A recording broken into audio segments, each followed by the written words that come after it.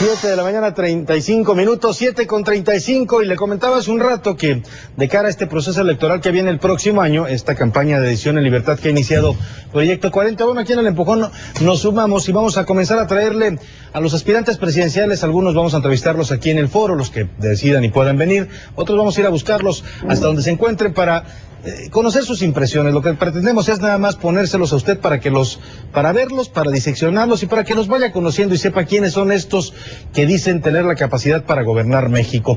Ayer iniciamos esta serie de entrevistas con el panista Ernesto Cordero, exsecretario de Hacienda, exsecretario de Desarrollo Social, un hombre que pues está ya en precampaña, está buscando ganarse la candidatura panista a la presidencia. Dicen las encuestas que no la tiene fácil, dicen otros que es el candidato favorecido de allá de la Casa Presidencial. Se dicen muchas cosas de Ernesto Cordero. Esto es lo que nos comentó él, esta es la plática que tuvimos con él, se la presentamos aquí. Nos encontramos con Ernesto Cordero Arroyo, uno de los políticos que aspiran a la candidatura presidencial del PAN. Vamos a platicar con él sobre estos proyectos y sobre las propuestas que él está haciendo en busca de esta aspiración. Muy buenos días, Ernesto. ¿Qué tal, Salvador? Un gusto saludarlo. Contento. Iba a decirle secretario, pero ya no. No, ya no. Ya estamos en otro carril. Yo empezaría esta entrevista preguntándole lo que muchos mexicanos se preguntan cuando ven a políticos como usted que dicen, levantan la mano y dicen, yo quiero ser presidente. ¿Por qué quiere ser presidente y para qué? Pero yo creo que es un avance en la democracia el que con toda transparencia, digamos, nuestras genuinas aspiraciones. Yo creo que eso es un avance que hay que mencionarlo. ¿Por qué quiero ser presidente? Creo que conozco bien a mi país. He sido secretario de Desarrollo Social y secretario de Hacienda. Conozco, bueno, pues por supuesto, el gran prestigio que tiene México a nivel internacional en su manejo financiero, pero también conozco al México donde la vida es muy dura, a las comunidades más pobres de nuestro país, a las colonias en las ciudades más violentas, más marginales, y lo difícil que es la vida para muchas familias y que lo único que tienen es una oportunidad para sacar adelante a sus hijos. Creo que conozco muy bien mi país, conozco pues muy bien qué es lo que necesitamos. Las familias en México quieren certeza de que va a seguir habiendo inversión en México, de que se van a seguir generando empleos, de que no habrá crisis, de que no habrá devaluaciones, de que no habrá inflación. Los mexicanos queremos un país de oportunidades donde, pues ahora sí, de una vez por todas, tenga la misma oportunidad de salir adelante un niño que nació pues aquí cerquita en la Colonia del Valle, o un niño que nació en Cochuapa el Grande, en la Sierra de Guerrero. Yo creo que esa es obligación del Estado y por eso hay que seguir trabajando para que México sea un país de oportunidades para todos, y también con mucha claridad, es decir que bueno, nuestras familias también necesitan certeza de que el Estado va a estar ahí para protegerlas ante el crimen y la delincuencia. ¿Se considera, dice mucho usted, le pregunto a usted, ¿se considera así el candidato de Felipe Calderón? No, yo creo que en el PAN pues nunca ha habido candidatos oficiales, nunca ha habido cargadas. Yo sé que hay una gran tentación por interpretar el Partido Acción Nacional con la lógica del pasado, con la lógica del PRI. En el PAN no es así, somos un partido profundamente democrático y donde todo el mundo va construyendo un partido con toda transparencia, con toda claridad, con toda franqueza, y vamos convenciendo a los militantes de que somos una buena alternativa. Yo te diría que hay muchas personas muy queridas por el presidente Calderón, pues que no necesariamente están en el proyecto que estoy construyendo, que están con Josefina o que están con Santiago. Entonces yo creo que el PAN es muy ciudadano y muy democrático en eso. ¿Sería en todo caso candidato del calderonismo? ¿Puede ser? Te diría, entendiendo la definición de calderonismo, pues como toda aquella parte del partido cercano al presidente que construyó este gobierno, probablemente sí. Porque usted es calderonista, ¿no? Por supuesto que sí. Hay muchos calderonistas que están en este proyecto, no todos los calderonistas están aquí. No todos están aquí. Pero te diría que un buen número sí está aquí. Ideológicamente, ¿cómo se define Ernesto Cordero? ¿Es un político de derecha? ¿Es un político de centro? Dicen algunos de usted, un tecnócrata? ¿Usted cómo se define así mismo? Yo te diría que soy un liberal humanista, como Gómez Morín, más o menos. En esa lógica, en esa filosofía política se ubica. Sí, yo creo liberal humanista.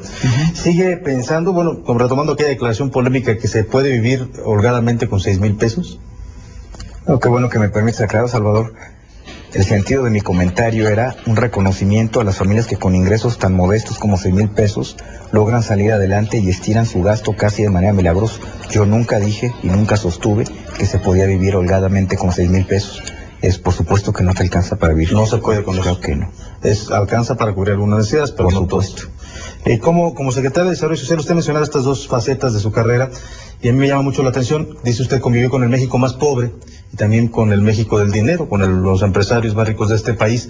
¿Cómo conciliar esos dos Méxicos? ¿Se puede conciliar o son dos Méxicos irreconciliables? No, yo creo que sí se pueden conciliar y de hecho pues es lo que debe hacer todos los países y México no debe ser la excepción.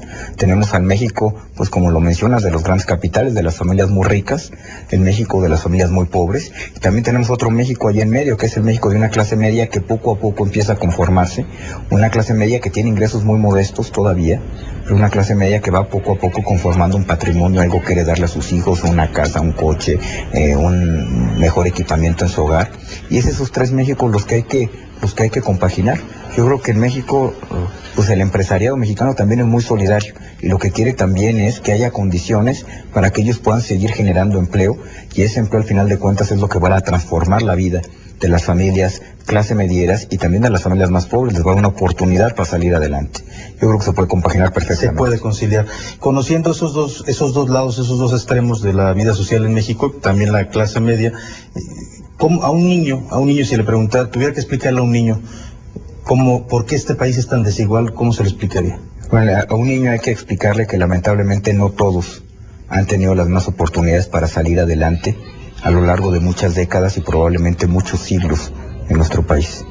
Que no necesariamente ha habido un Estado que se ha preocupado porque haya una mejor distribución de todas las cosas que hay en un país y en un pueblo y en una comunidad. Y que es muy importante que su gobierno ayude a su familia a que tenga lo necesario para que él pueda salir adelante, que tenga una escuela, que tenga un doctor, que tenga comida y que poco a poco puedan ir saliendo adelante. De llegar a usted a encabezar un gobierno, ¿cómo lo visualiza? ¿Un gobierno más pro empresarios o un gobierno más pro social? Es decir, ¿en dónde estaría el énfasis en estas dos tendencias? Yo creo que son totalmente compatibles, Salvador. Puedes estar hablando de lo mismo. Hay empresarios socialmente muy responsables que tienen trabajo social de a de veras, y no solo en fundaciones, sino también su desempeño y su trayectoria como empresarios habla mucho de su responsabilidad que tienen con la sociedad.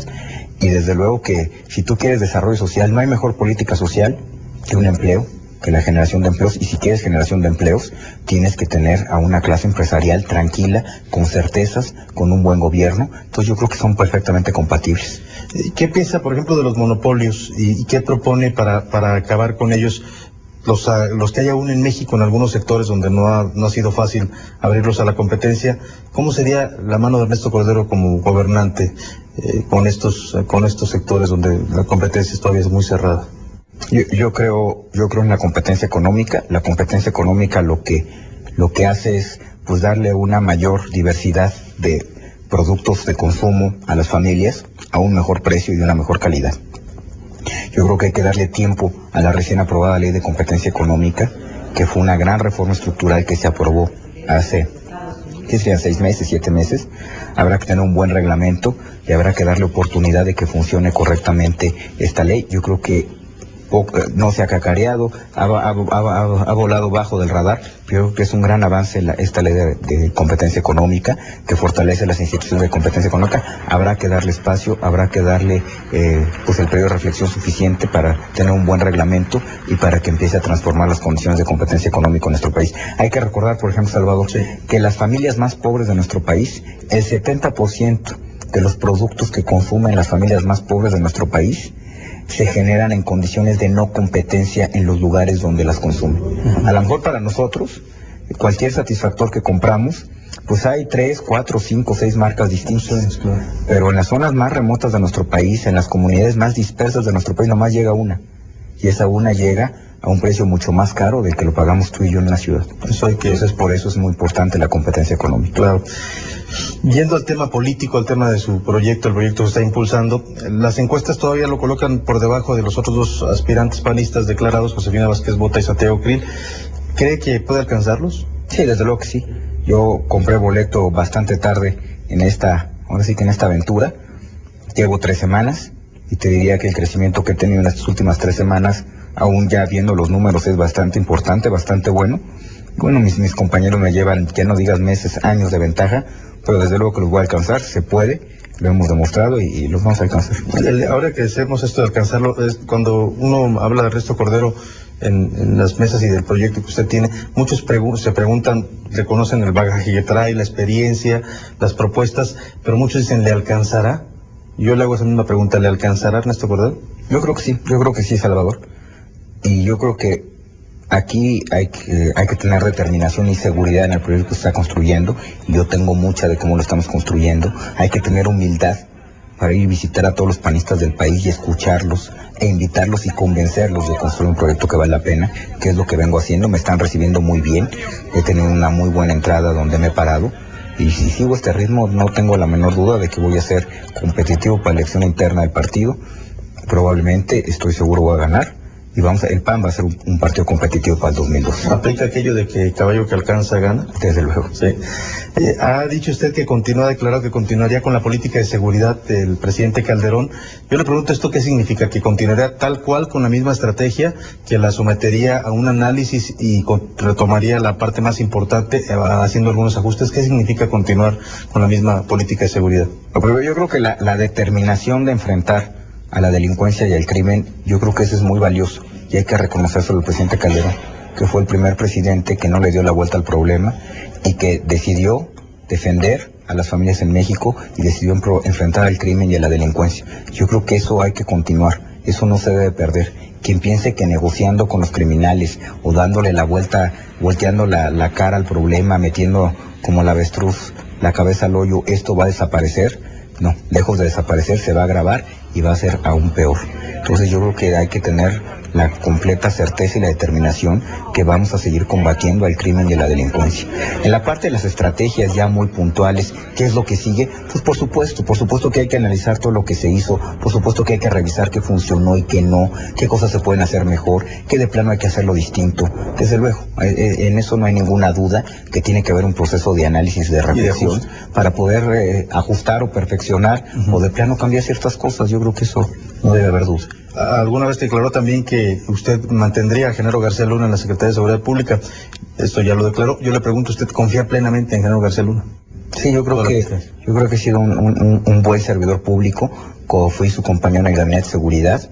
Sé la dedicación que tiene, el cariño que tiene por México, lo valiente que es. Y a mí me parece que ha tenido muy buenos resultados en la posición que ocupa. Parte fundamental de esta estrategia, que de la que estamos hablando de seguridad, tiene que ver con la presencia del ejército en la labor directa de seguridad, de combate al crimen en las calles.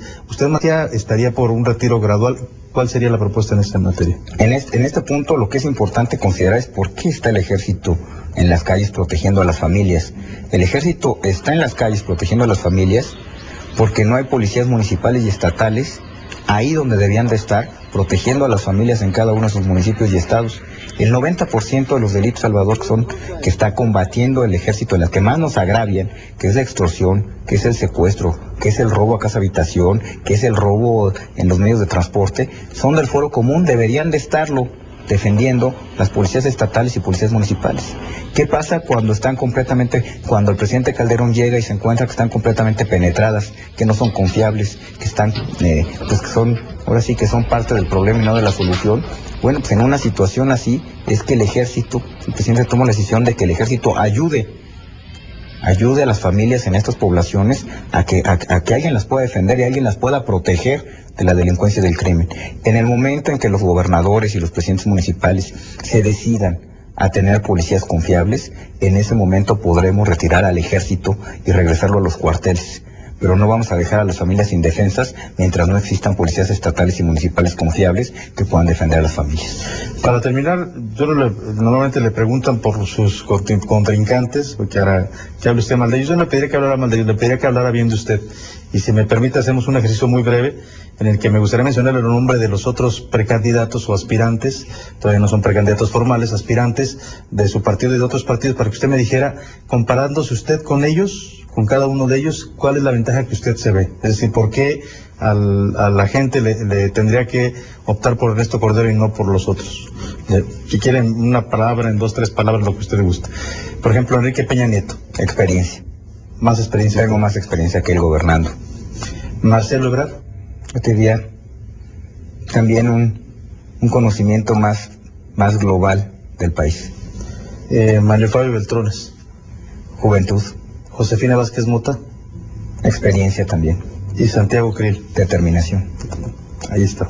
Bueno, pues ya lo escuchó usted, son las opiniones y las posiciones de Ernesto Cordero, otra vez a mí va a ir lo del secretario, de Ernesto Cordero, aspirante político, aspirante a la candidatura presidencial. Muchas gracias por esta plática para el público de Lembo. Gracias, muchas gracias, Salvador. Bueno, ahí está Ernesto Cordero. Lo que pretendemos en este ejercicio, más que promoverlos a estos políticos, que para eso ellos se promueven solos, es presentárselos a usted, que los vaya conociendo y que los vea y que vaya diciendo, me parece, no me parece, me gusta cómo habla, no me gusta lo que piensa, no me gusta lo que piensa. Ese es el ejercicio que vamos a hacer. Estamos convocando también a los demás aspirantes, tanto del PAN como del PRI y del PRD, por supuesto, los que quieran y deseen platicar con nosotros, aquí los verá usted y se los presentaremos con gusto. Es momento